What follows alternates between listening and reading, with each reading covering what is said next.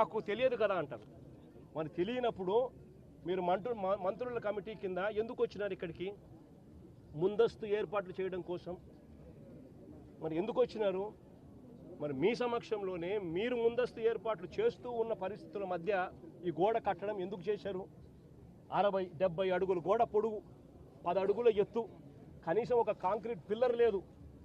గోడ ఏ రకంగా కట్టనిచ్చినారు? కొత్త గోడ అని తెలుసు, రాత్రి వర్షం పడిందని తెలుసు. చందనోత్సవం జరిగే ప్రతిసారి వర్షం పడుతుంది, ప్రతి సంవత్సరం. ఆ సెంటిమెంట్ కూడా మరి వర్షం పడింది అని తెలిసినప్పుడు మరి గోడ పక్కనే మనుషులను ఎందుకు నిలబెట్టారు? ప్రతిదీ కూడా డైవర్షన్ పాలిటిక్సే. ఎక్కడా కూడా తప్పు చేసినాము అని పశ్చాత్తాపం లేదు. ఇప్పుడు ఈ కుటుంబంలో 4 చనిపోయినారు.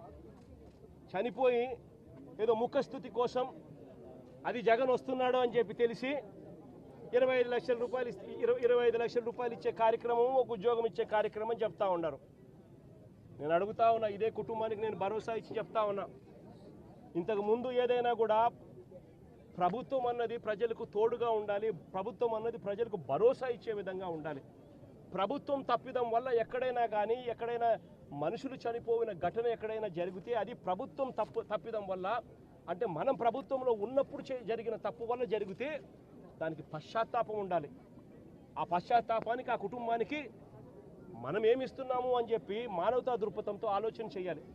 ఇలాంటి ఘటన ఇంతకుముందు విశాఖపట్నంలో జరిగితే, ఇలాంటి ఇంచుమించు ఘటనే జరిగితే గ్యాస్ ఎల్జీ పాలిమర్స్లో ఇలాంటి ఘటన జరిగితే అప్పట్లో జగన్ అనే వ్యక్తి ముఖ్యమంత్రిగా ఉన్నప్పుడు ఎంత ఇచ్చాడో తెలుసా?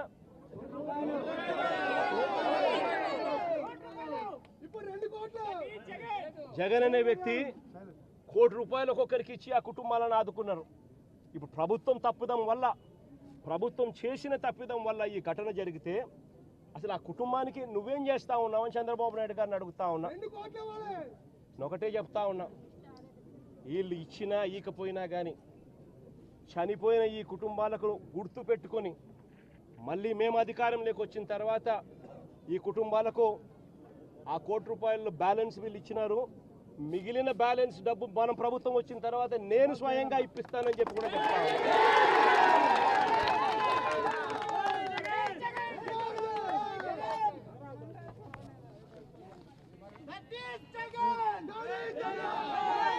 ఇది ఒకసారి ఫోటో చూడండి, ఎక్కడైనా కాలములు కనబడతా ఉన్నాయో చూడండి. వాళ్ళు చెప్తా ఉంటే గోడ కూలిపోయే పరిస్థితి వచ్చినప్పుడు గోడ ఫ్లెక్సీ మాదిరి ఊగిందంట. అంటే 70 అడుగులు గోడ, ఒక ఫ్లెక్సీ మాదిరి 10 అడుగులు గోడ, 70 అడుగులు పొడవు ఫ్లెక్సీ మాదిరి ఊగిందంట. అంటే ఏమి కన్స్ట్రక్షన్స్, ఏ రకంగా పని చేయిస్తూ ఉన్నారు, ఏ రకంగా బుర్ర లేకుండా పనులకు పూనుకుంటున్నారు. ఆలోచన చేయమని చెప్పి అందరినీ కూడా కోరుతా ఉన్నా. చంద్రబాబు నాయుడు గారిని కూడా మానవతా దృక్పథంతో ఆలోచన చేసి జగన్ ఇచ్చే లోపలనే ఆ ₹1 కోటి ఇచ్చి ఆ కుటుంబాలను ఆదుకోమని చెప్తా ఉన్నా.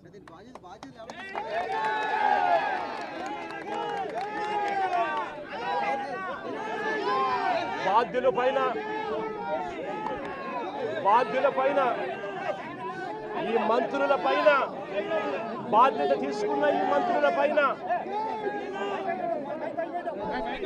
ఆలయాన్ని నడిపే బాధ్యతలో ఉన్న వ్యక్తుల మీద కఠినమైన చర్యలు తీసుకుంటేనే ఇటువంటివన్నీ పునరావృతం కాకుండా ఆగుతాయి అనేది కూడా ఈ సందర్భంగా చంద్రబాబు నాయుడు గారికి కూడా మళ్ళీ తెలియజేస్తా ఉన్నా.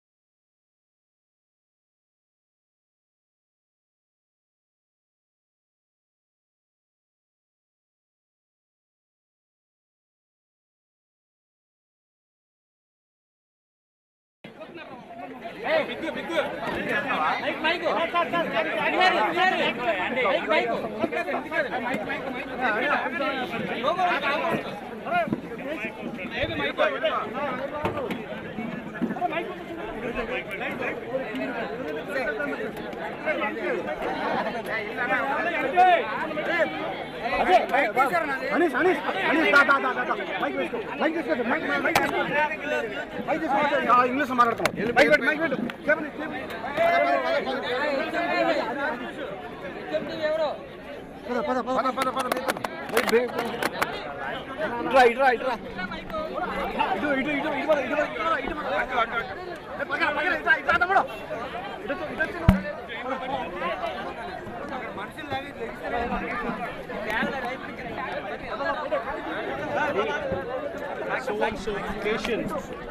So and so occasion is going to take place.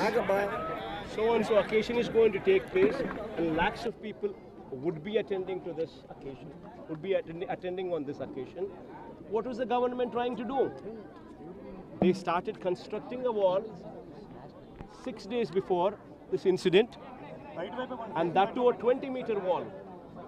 That means 70 feet wall in length, 10 feet in height, and there were not, you don't even see cement columns in between. Entire thing is fly ash brick blocks. People, the scene from there is that the wall shook like a flexi when the incident took place. And when this wall, how did they authorize the construction of this wall?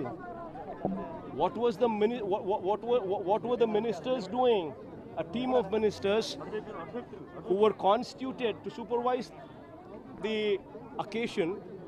What were they doing? Tenders were also not called for the construction of this wall. You should have actually gone in for a reinforced concrete wall with weep holes. And you knew this date, and you knew this day, and the construction of the wall should have started much in advance, months in advance. But then you constructed the wall just 6 days before, completed it 2 days before, knew very well that during the Chandanotsavam, every year, during this occasion, you would have rains. It's always been a sentiment. And this year also, this year also, you had rain. But then you knew that you had rain. You also knew that the wall was new.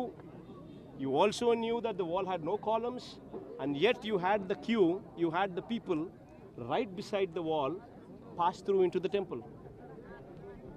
And what is expected of it? It's a man-made havoc which took 7 lives. This family alone lost 4 lives. And who is to be blamed for it? Chandrababu Naidu, during his tenure in these 11 months, the kind of havocs what have taken place,